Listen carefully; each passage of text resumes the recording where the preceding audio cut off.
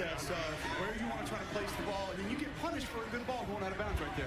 Yeah, it's definitely, the rules definitely aren't toward it. Okay, so I complained about the XFL kickoffs and you guys didn't necessarily like that, and I guess what I should have clarified is I don't want to thought that what they switched to was dumb and stifled innovation, but that being said, I've got other to complain about, and this time I think it's something we can all get behind, and that's that the XFL hates punting, and their solution kind of ruins football in a bit, because the way they hate punting is they hate it out in the dumbest way. So let me explain this laundry list of updates to something that in my opinion was 100% not broken. Okay, so the new punt rules. A, if a punt is ruled as a touchback, it comes out to the 35-yard line, which is probably the most punishing line of text I've ever seen. Like, Jesus Christ, was a 20-yard penalty not enough? It's like if a quarterback gets sacked, they lose an additional 10 yards as a way to try to decrease quarterbacks getting sacked, like they weren't trying to not get sacked to begin with. Anyway, B, gunners can't leave the line of scrimmage until the ball is kicked either, which is, I think, is effectively going to eliminate the position in the long run, because the only reason why you'd even want to have a gunner instead of an additional blocker is because they could leave the line early, so by getting rid of them, you're pretty much getting rid of all gunners. Anyway, C,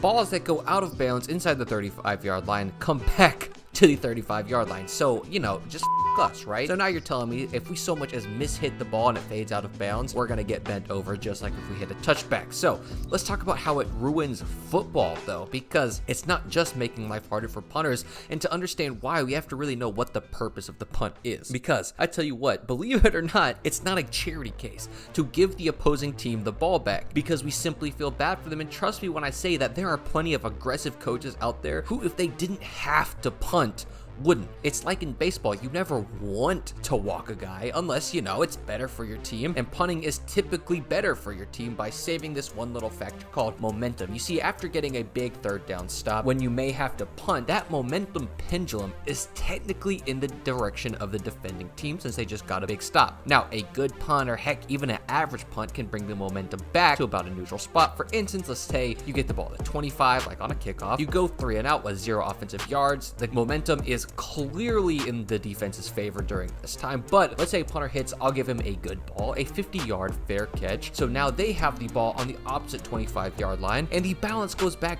dang near to the middle. All right, so that is what a punt is supposed to do. Just reset that balance, because obviously failing to get the 4th down there would be brutal for the team. But now let's talk about how the XFL really hurts this, because it's actually not as bad when the ball is at the 25, but let's take a look at when the ball is from the negative 35 to the plus 40, because that's when things become dicey. Because after all these years, we have still decided that the risk for going on it on 4th and medium to 4th and long in these areas is too great to likely do that, so they will more than likely punt on 4th and medium in these areas. And this is the area which people claim to not like it, hence the rule that the ball comes back to the 35, trying to greatly decrease the number of punts in this area. So you put the rules in to try to make it super awkward just for punters by punishing every move we make to try to get optimal field position. But guess what? That's not going to stop coaches from punting, because the punt was never giving up to begin with. It's just strictly better than attempting to go for it most of the time in these situations, because that little momentum shift will turn into a giant momentum swing if they fail on a 4th down conversion. Also, not letting us kick it out of bounds inside the 35 is such dog shit. I'm sorry, but if you're telling me when a punter drops his nuts and hits a beautiful dong shot 45 yards out of bounds at the 1-yard line, that isn't one of the most electrifying plays in the game of football, you gotta be high. Do you not have a pulse? If that doesn't get your dick harder than a pops quiz you didn't study for, then you must not be a fan of football, because it's one of the few times a punt can absolutely change the momentum of the game. So how are these rules going to affect the game in the long run? 2 parts. First, they're going to make it boring, because now we're going to have punters doing stupid stuff, trying to make sure they don't give up big returns, because believe it or not, we don't want there to be big returns. And B, you're just going to not have good punters in this league anymore. I don't know what to tell you, but no punter worth their weight in salt wants to come and play under this hyper-restrictive situation. Ultimately, punting was never broken.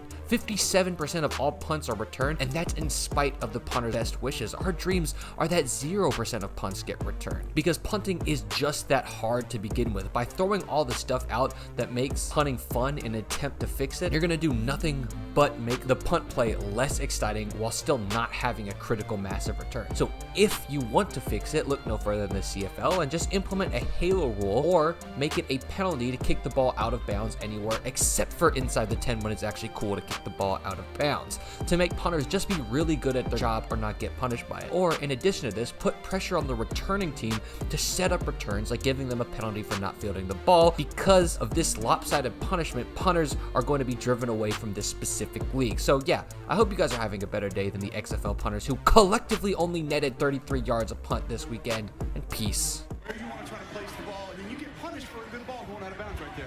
Yeah,